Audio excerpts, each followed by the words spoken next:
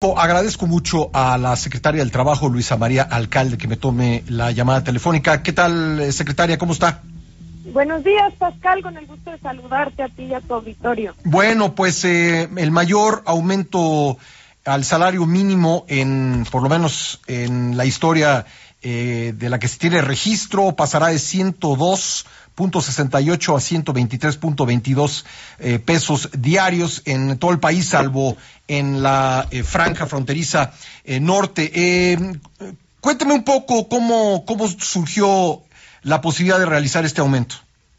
Pues la verdad es que se ha venido manteniendo un diálogo constante con los diferentes sectores. Yo creo que uno de los grandes logros de este incremento es eso, que se haya logrado por consenso, por unanimidad con el sector empresarial, de las diferentes industrias, con el sector obrero, los sindicatos, la decidida política del gobierno y del presidente Andrés Manuel López Obrador.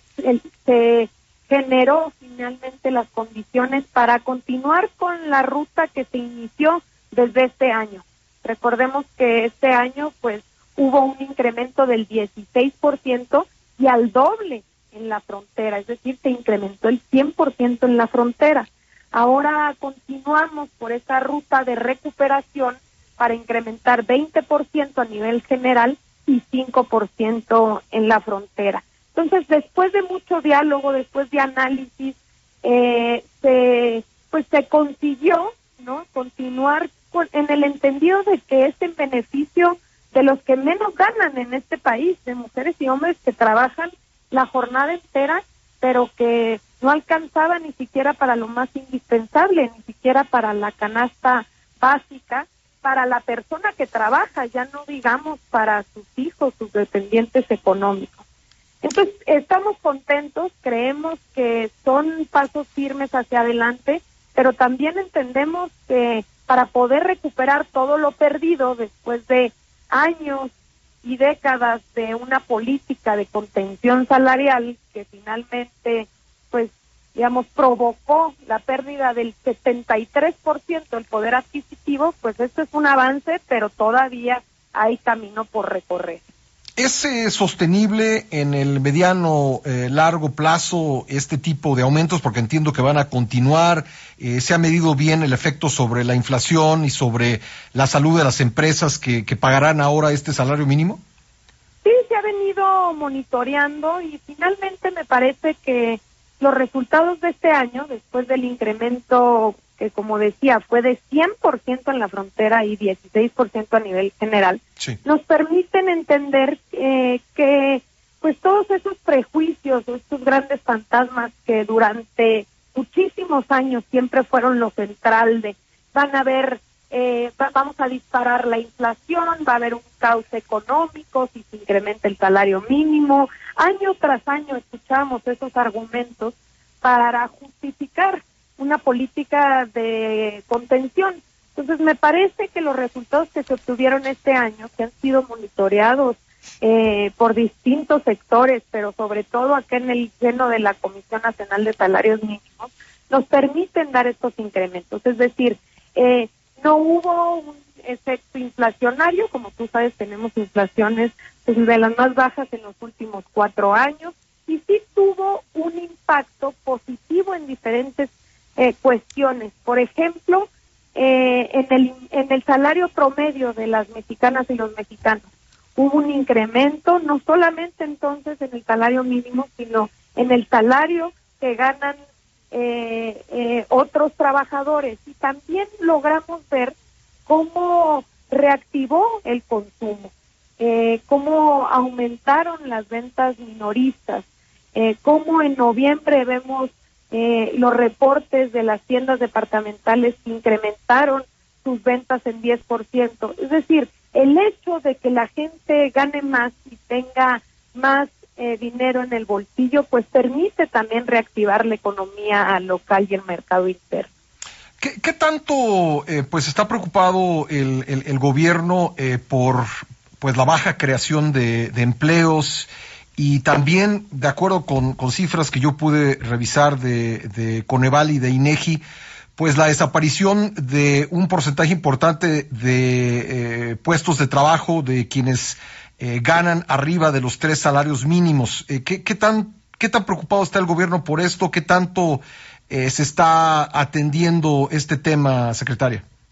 No, hemos venido caminando y yo creo que vamos bien. Se han generado más de 70,000 empleos este año y sobre todo algo que es muy importante, que estamos en el entendido de que necesitamos empleos de calidad. Antes lo único que importaba era generación de empleo y entonces en una política de para poder generar empleo y tener capital vamos a prometer mano de obra barata, vamos a prometer que va a haber control sindical, vamos a prometer que no habrá ningún tipo de posibilidad de organización. Esa era la constante promesa. Hoy queremos empleos, pero queremos empleos bien remunerados y queremos libertad y democracia sindical y queremos realmente que exista negociación colectiva auténtica. Antes, como tú sabes, existía el famoso tope salarial. Ninguna empresa, aunque quisiera aumentar salarios, podía hacerlo porque el gobierno ponía el manotazo en la mesa. Hoy eso ya no sucede. Hoy se permite que haya diálogo social auténtico, dependiendo de la industria, de cómo le fue en términos de utilidades. Y por el otro lado, el gobierno es mucho más activo en ir inhibiendo estos mecanismos perversos que se han utilizado, como la subcontratación abusiva, para precarizar el empleo. Entonces queremos empleos, pero queremos empleos mejor pagados. Y por último, secretaria, respecto de la polémica de los agregados laborales, desde su punto de vista, los agregados laborales de Estados Unidos, ¿está ya esta polémica resuelta? ¿Tiene la seguridad del gobierno que no habrá por parte de estos agregados en la embajada estadounidense pues un papel que contravenga leyes mexicanas?